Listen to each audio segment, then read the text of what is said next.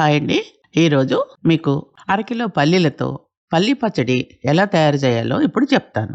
ఈ పచ్చడి మనం ఇడ్లీ, దోశ, ఉప్మా, వడ అన్నిట్లోకి సైడ్ డిష్‌గా ఉపయోగించవచ్చు.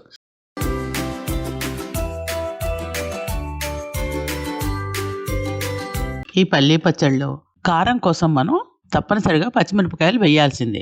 కాకపోతే ఇక్కడ మాకు అమెరికాలో దొరికే పచ్చిమిరపకాయల గురించి ఒకసారి చెప్పుకోవాలి. ఎందుకంటే ఇక్కడ దొరికే పచ్చిమిరపకాయలు చాలా చిన్న సైజులో ఉంటాయి.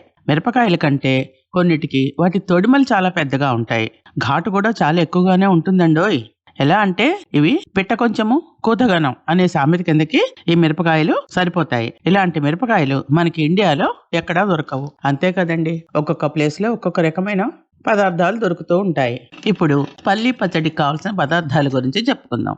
అరకిలో పల్లీలు, 1 స్పూన్ మాత్రమే ఆయిల్, మినప్పప్పు 1 స్పూను, శనగపప్పు 1 స్పూను, ఆవాలు 1 స్పూను, జీలకర్ర 1 స్పూను, ఎండుమిరపకాయలు 2, కరివేపాకు కొద్దిగా, పచ్చిమిరపకాయలు 30, చింతపండు కొద్దిగా, ఉప్పు రుచికి సరిపడా.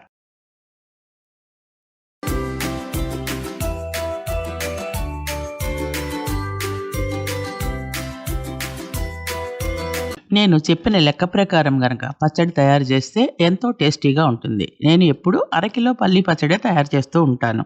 ఇక ఉప్పు విషయానికి వస్తే మేము ఉప్పు కొద్దిగా తక్కువే వాడతాం. కాబట్టి ఎవరి రుచికి సరిపడా ఉప్పు వాళ్ళు వేసుకోండి. అదిగాక ఉప్పు మన ఆరోగ్యానికి కూడా మంచిది కదా, తగ్గించి వేస్తే.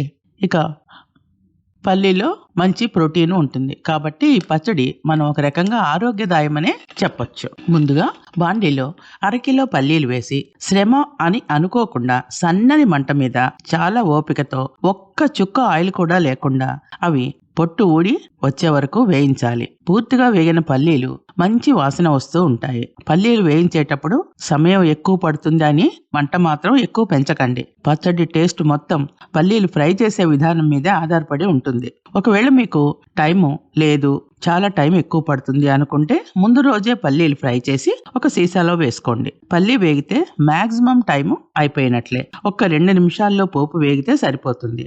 నేను పల్లీలను వేగిన తర్వాత పైపొట్టు తీయకుండానే గ్రైండ్ చేస్తాను. ఇలా పల్లీలను ఈ పద్ధతిలో ఫ్రై చేసి ఉంచాలి, పక్కన పెట్టుకోవాలి. ఇప్పుడు పోపు ఎలా చేయాలో తెలియజేస్తాను. స్టవ్ మీద బాండీ పెట్టి బాండీలో 1 స్పూన్ మాత్రమే ఆయిల్ వేసి 1 స్పూన్ మినప్పప్పు, 1 స్పూన్ పచ్చిశనగపప్పు, 1 స్పూన్ ఆవాలు, 1 స్పూన్ జీలకర్ర, ఎండుమిరపకాయలు 2, కరివేపాకు కొద్దిగా, ఘాటు పెట్టిన పచ్చిమిరపకాయలు 30, పొయ్యి ఆఫ్ చేసే ముందు కొద్దిగా చింతపండు వేసి ఒకసారి వేయించి మూత పెట్టి స్టవ్ ఆఫ్ చేయాలి.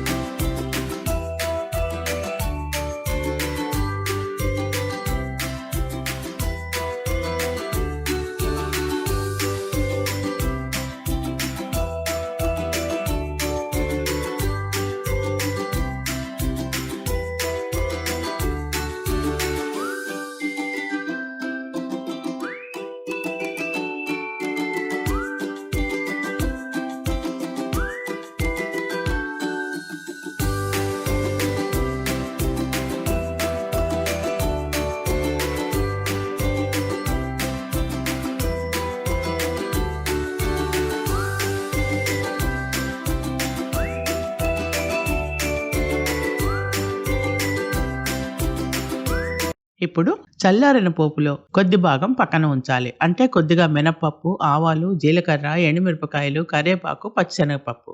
మిగిలిన పోపు పదార్థాలన్నీ పెద్ద మిక్సీ జార్లో వేసి సరిపడా ఉప్పు వేసి దానిపైన చల్లారిన పల్లీలు వేసి 1-2 సార్లు గ్రైండ్ చేయాలి.